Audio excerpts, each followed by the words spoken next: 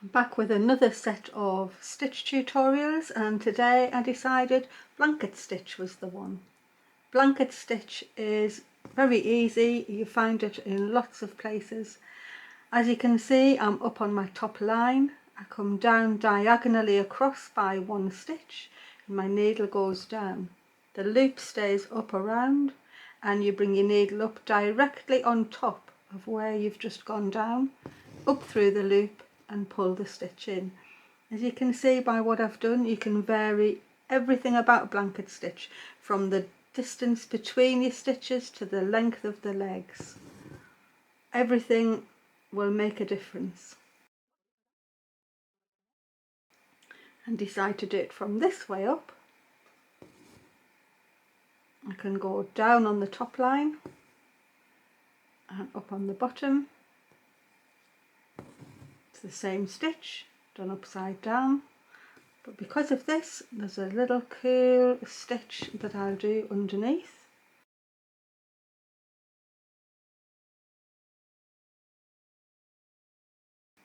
When you get ready to finish your line or your curve, all you need to do is put your needle down on the outside of the loop and that will finish it off. That's blanket stitch. I've got lines drawn under here because I'm going to start a blanket stitch variation called battlement, and it is just the same upside down stitch, but I'm going to do it over the top of the one I've already got there.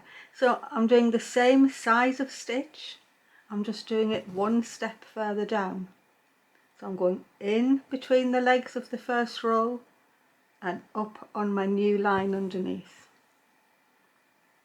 It makes a stitch that looks a little bit woven. It's quite nice for filling in, but as you'll see, it sort of slants over whichever direction you're working in. So because I'm left-handed and I'm working towards the left, all my stitches are going to end up slanting towards the right, and vice versa.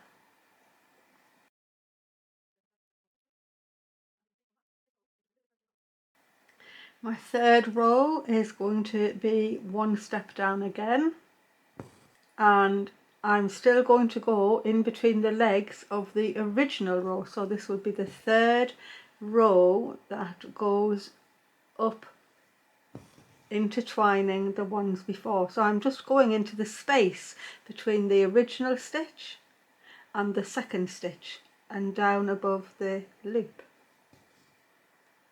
And again, I just work across the row.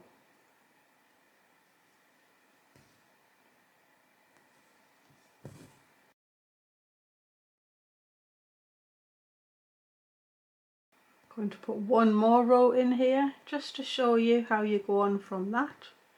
I'll come up there. This time I'm going to miss out the very first row and just go into the space between the second and first. So I'm only ever overlapping on 3 rows. The original one and then 2 further down. So now I'm down into this space here.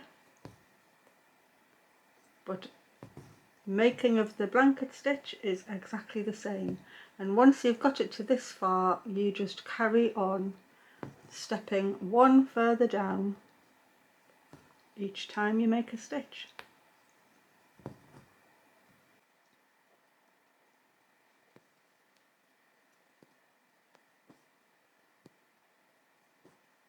And as I take the needle down, you can see that my left hand edge is angling towards the right. Closed blanket stitch just means that the legs of your blanket stitch end up being close together, and so I'm going to start off with a bit of a diagonal stitch in there, and I'm going to go, instead of straight up to the top like normal, I'm going to take my thread back almost to where the stitch started, but I'm still going to go through the loop like that. And then this time I'm going to go back down to where that leg is and the loop moves on a stitch. And what I'm going to end up with is a little flag, a little triangle. So again, my stitch is going to come on the diagonal and go down and back up to where it came from, just a little way along maybe. You can either join them together or you can space them apart, and then the next stitch goes back to where the other leg is, and a diagonal through the loop to finish it off. And in this way you get really nice little pennants hanging down from your top line.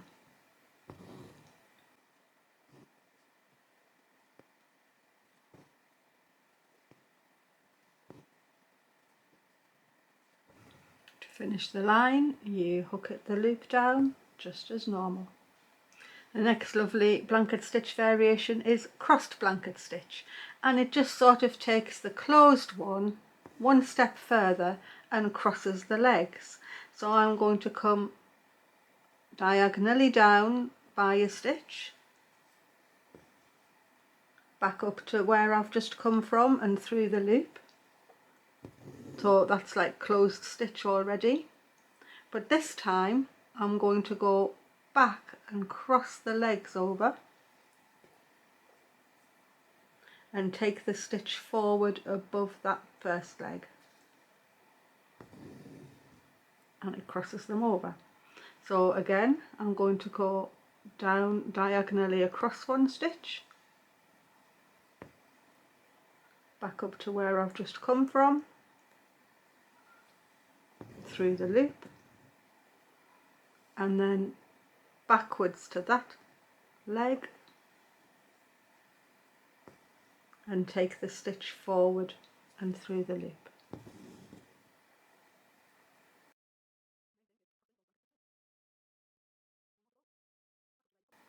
Crossed blanket stitch. Last one is a blanket stitch wheel. You can come up anywhere on the perimeter of your circle, but all of the legs are going to end up in the middle. So coming up through the loop, and you can make these as tight or as open as you want. Every stitch, the leg is in the middle, and you try and make each perimeter stitch an equal size. This is going to be quite an open one, but you could do them really tight together and as small as you wish.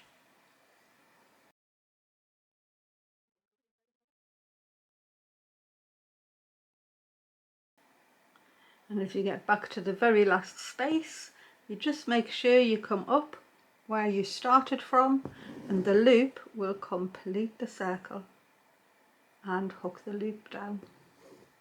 And that's a blanket stitch wheel.